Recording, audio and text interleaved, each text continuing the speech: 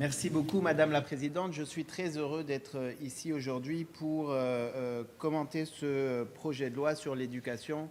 Vous le savez, l'éducation est très importante pour nous à Québec solidaire et spécialement pour moi, étant fils d'enseignants qui eux-mêmes ont changé de classe sociale grâce à l'éducation.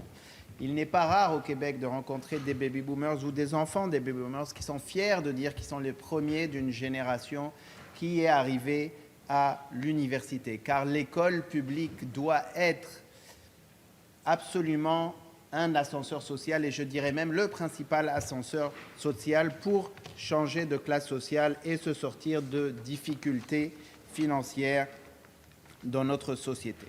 Or, malheureusement, ce qu'on voit depuis maintenant plusieurs décennies d'ailleurs, je dirais au moins un quart de siècle, c'est un saccage du système public au profit du privé. Il y a des inégalités, je vais en parler, des inégalités de classe qui sont produites et reproduites par l'école plutôt que de les effacer. Il y a des inégalités en matière d'éducation qui sont produites et reproduites par les écoles actuellement, par notre système public. Et il y a aussi des inégalités de race qui sont produites et reproduites par notre système éducatif.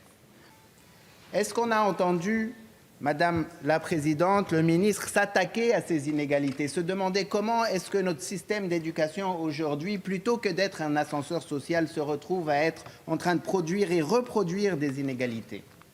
Est-ce qu'il y a aujourd'hui, on parle du manque de chiffres, est-ce qu'aujourd'hui on s'est posé la question dans la pénurie de l'enseignement, est-ce que ça touche plus le public que le privé?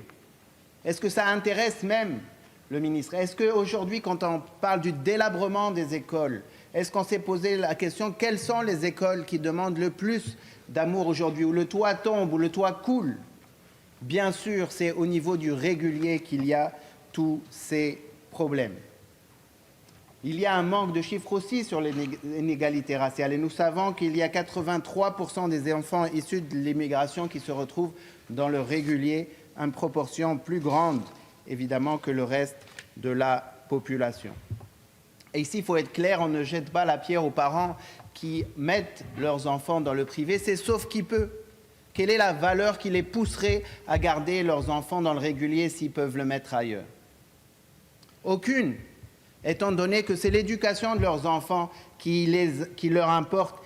Et bien sûr qu'aujourd'hui, malheureusement, le système régulier n'est pas à la hauteur et fait évidemment piètre image devant le privé. Je vous parlerai de ma circonscription, par exemple. La seule école secondaire dans Maurice Richard, qui est Sophie Bara, est dans un état qui a été vraiment catastrophique. Il y a des travaux à faire qui sont annoncés pour 10 ans. D'abord, on se demande pourquoi ça va durer 200 ans, mais je rappelle aussi que c'est la seule école secondaire publique. Et il y a 2 écoles privées qui n'ont pas ces problèmes-là. Aujourd'hui, les élèves sont sur 3 différents sites. Nous avons demandé au ministre pourquoi est-ce qu'il n'y a pas de transport, au moins qui font la liaison entre les différents sites temporaires, dont un certain nombre sont carrément à 6 km de l'école principale. Et la réponse a été, ça serait injuste.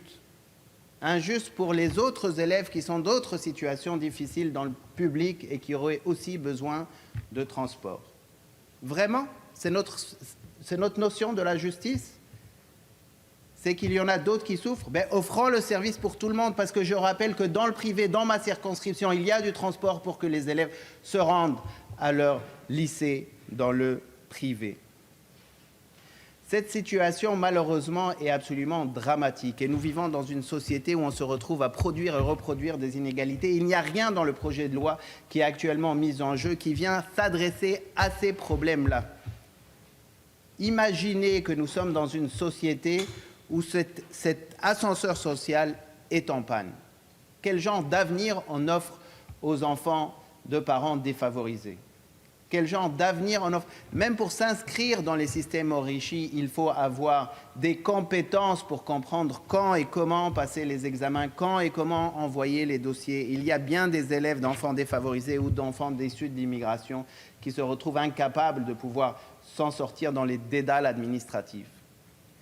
Ce qu'il nous faut, Madame la Présidente, c'est un système public, unique, fonctionnel, de bonne qualité. Et malheureusement, Madame la Présidente, dans ce projet de loi, il n'y a rien qui nous montre qu'on va pouvoir s'attaquer au centre de ce problème-là, et c'est bien décevant.